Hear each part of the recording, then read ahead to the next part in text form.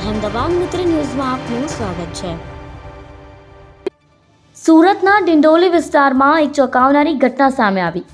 એક પરિણીતા પર તાંત્રિક વિધિના નામે ગેંગરેપ કરવામાં આવ્યો હોવાનો આરોપ લાગ્યો છે।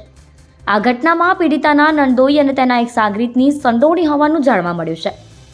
રિપોર્ટ અનુસાર આરોપીઓએ પીડિતાને તાંત્રિક વિધિ દ્વારા પતિ અને સંતાનો સાથે મેળાપ કરાવવાનું કહીને ફસાવી હતી। ત્યારબાદ તેઓએ પીડિતા પર સામૂહિક બળાત્કાર ગુજાર્યો। એટલું જ નહીં, આરોપીઓએ આ કૃત્યનો વિડીયો પણ ઉતાર્યો હતો અને તે વિડીયો પીડિતાની માતા અને અન્ય સંબંધીઓને મોકલ્યો હતો। આ મુદ્દે પીડિતાએ ડિંડોલી પોલીસ સ્ટેશનમાં ફરિયાદ નોંધાવી છે। પોલીસે આ મામલાને ગંભીરતાથી લઈને તાત્કાલિક કાર્યવાહી કરી છે। ફરિયાદને આધારે પોલીસે ગુનો નોંધીને તપાસ શરૂ કરી હતી અને ટૂંક સમયમાં જ બંને આરોપીની ધરપકડ કરવામાં સફળતા મેળવી હતી।